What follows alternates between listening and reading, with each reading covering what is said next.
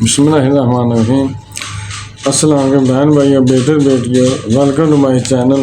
آج کی ویڈیو کا موضوع ہے مراقبے کے بارے میں بزرگان دین کے اقوال۔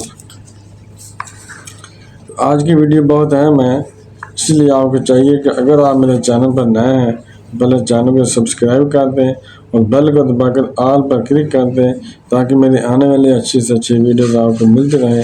تو چلو دیکھتے ہیں اس ویڈیو میں کہ مراقبے کے بارے میں بزرگان دین کے اقوال۔ رسالہ کشریہ میں مراقبے سے متعلق بزرگان دین کے مختلف اقوال بیان کیے گئے ہیں۔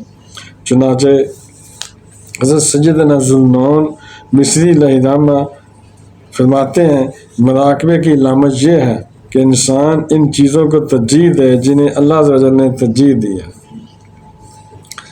اور ان چیزوں کی تعظیم کرے جنہیں اللہ عز و جل نے قابل تعظیم قرار دیا، اور انہیں حقیر جانے جو اللہ عز و جل کے ہاں حقیر ہوں۔ حضرت سیدنا بصر آبادی علیہ الرحمہ فرماتے ہیں مجھے امید تجھے عطائد کی ترغیب دیتی ہے، یعنی امید تجھے جو امید ہے تجھے عطائد کی ترغیب دیتی ہے، اور خوف تجھے گناہوں سے دور رکھتا ہے، اور مراقبہ تجھے حقائق کی راہ تک پہنچاتا ہے۔ حضرت سیدنا ابو العباس بغدادی علیہ الرحمہ فرماتے ہیں میں نے حضرت جعفر بن نصیر رحمۃ اللہ علیہ سے مراقبے کے بارے میں پوچھا تو فرمایا انہوں نے جو خیال دل میں پیدا ہوتا ہے اس کے بارے میں بندہ یہ خیال کرے کہ اللہ عز و جل اسے دیکھ رہا ہے، اس طرح وہ دل کی حفاظت کرے تو یہ مراقبہ ہے۔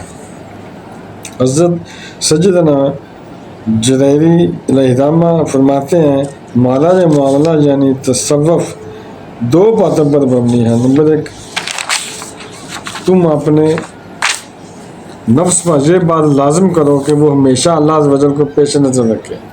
نمبر دو، اس علم کا اثر تمہارے ظاہر پر بھی موجود ہو۔ حضرت سیدنا مرتعش علیہ الرحمہ فرماتے ہیں مراقبہ یہ ہے کہ ہر لحظہ و ہر لفظ کے ساتھ غیب کو دیکھتے ہوئے اپنے باطن کا خیال رکھا جائے۔ حضرت ابن عطا رحمہ سے پوچھا گیا افضل عبادت کیا ہے تو انہوں نے فرمایا مراقبۃ الحق علی دوام الاوقات، یعنی ہر وقت مراقبہ حق میں رہنا۔ حضرت سیدنا ابراہیم خواص علیہ الرحمہ فرماتے ہیں احکام خدا بندی کا خیال رکھنے سے مراقبہ پیدا ہوتا ہے، اور مراقبے سے ظاہر و باطن میں خلوص پیدا ہوتا ہے۔ حضرت سیدنا ابو عثمان مغربی علیہ الرحمہ فرماتے ہیں طریقت میں افضل ترین چیز جسے انسان اپنے اوپر لازم کرے وہ محاسبہ، مراقبہ اور اپنے علم کے مطابق عمل کرنا ہے۔ حضرت سیدنا ابو عثمان رضی اللہ عنہ فرماتے ہیں حضرت ابو حفص رحمۃ اللہ علیہ نے مجھ سے فرمایا جب تم لوگوں کو وعظ و نصیحت کرو تو پہلے اپنے نفس کو نصیحت کرو، اور لوگوں کا تمہارے پاس جمع ہونا تمہیں دھوکے میں نہ ڈال دے، کیونکہ تمہارے ظاہر کو دیکھتے ہیں جبکہ اللہ تعالیٰ تمہارے باطن کو دیکھتا ہے۔ جن لوگ تو یعنی تمہارے ظاہر کرتے ہیں اللہ تعالیٰ باطن کو دیکھتا ہے۔ حضرت سیدنا جنید بغدادی علیہ الرحمہ سے ایک شخص نے پوچھا میں بدنگاہی سے بچنے کے لیے کس چیز سے مدد حاصل کروں؟ فرمایا یقین رکھو کہ تمہیں دیکھنے والے اللہ عز و جل کی نظر کسی دوسرے پر تمہاری نظر کے پہنچنے سے پہلے پہنچتی ہے۔ آپ مزید فرماتے ہیں جسے زوال نعمت کا خوف دامن گیر رہے اس کا مراقبہ پکا ہوتا ہے۔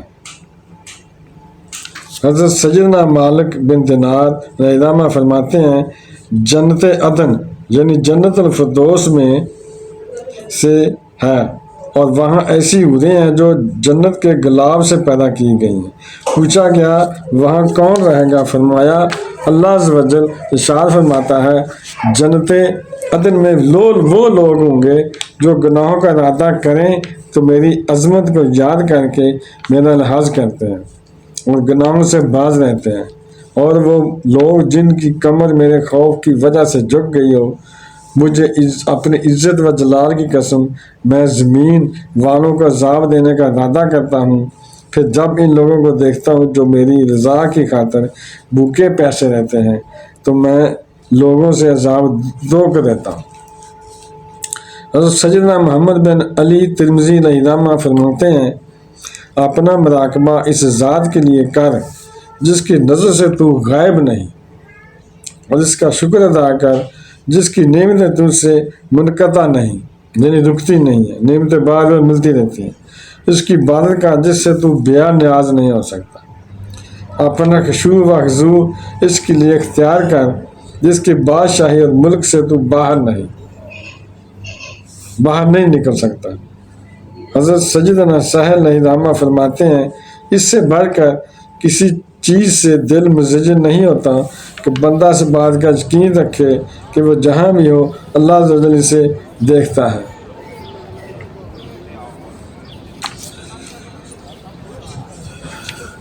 کسی بزرگ سے اس آیت مبارکہ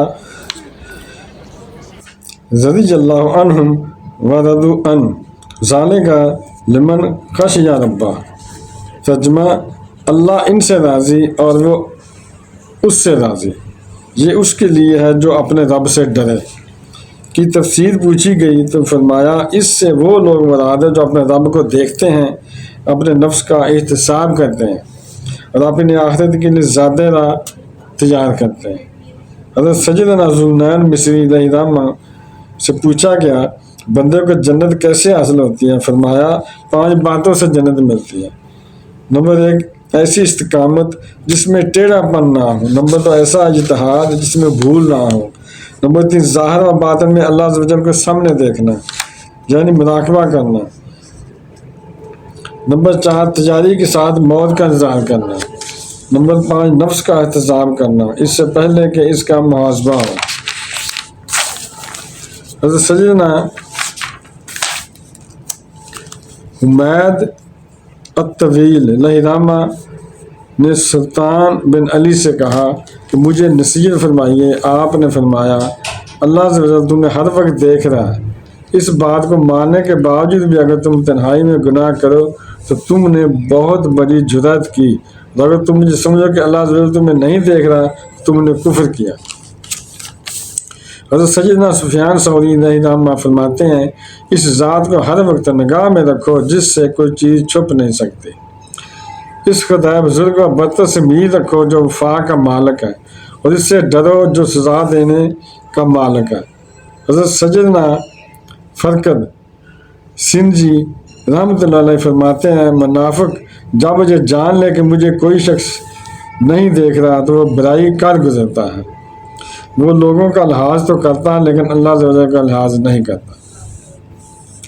حضرت سیدنا عبداللہ بن دینار علیہ الرحمہ فرماتے ہیں ایک مرتبہ میں امیر المومنین حضرت سیدنا عمر فاروق رضی اللہ عنہ کے ساتھ مکہ مکرمہ کی جانب جا رہا تھا۔ راستے میں ہمیں ایک چرواہا ملا تو آپ رضی اللہ عنہ نے اس سے بیان فرمایا مگر ان بکریوں میں سے ایک بکری ہمیں فروخت کر دو۔ اس نے عرض کی یہ بکریاں میرے آقا کی ہیں، میں تو غلام ہوں۔ آپ نے اسے زمانے کے لیے فرمایا اپنے مالک سے کہہ دینا کہ ایک بکری کو بھیڑیا کھا گیا۔ یہ سن کر غلام نے کہا اگر یہی بات ہے تو پھر اللہ عز و جل کہاں ہے، یعنی وہ دیکھ تو رہا ہے۔ خوف خدا رکھنے والے سے غلام کی یہ بات سن کر حضرت سیدنا عمر فاروق رضی اللہ عنہ زاروں کے تحت رونے لگے۔ پھر دوسرے دن اسے خرید کر آزاد کر دیا اور فرمایا جس طرح آج دنیا میں تیری ایک بات نے تجھے آزاد کروا دیا، میں امید کرتا ہوں کہ یہی بات کل بروز قیامت تیری نجات کا باعث ہوگی۔ بیٹوں بیٹیوں بہن بھائیوں، اگر آپ کو میری یہ ویڈیو اچھی لگی ہے تو ابھی تک آپ نے میرے چینل کو سبسکرائب نہیں کیا تو لازمی کر لیں اور بیل کو دبا کر آل پر کلک کر دیں تاکہ میری آنے والی اچھی سے اچھی ویڈیوز آپ کو مل سکیں۔ تو ملتے ہیں نیکسٹ ویڈیو میں انشاءاللہ۔ السلام علیکم، خدا حافظ۔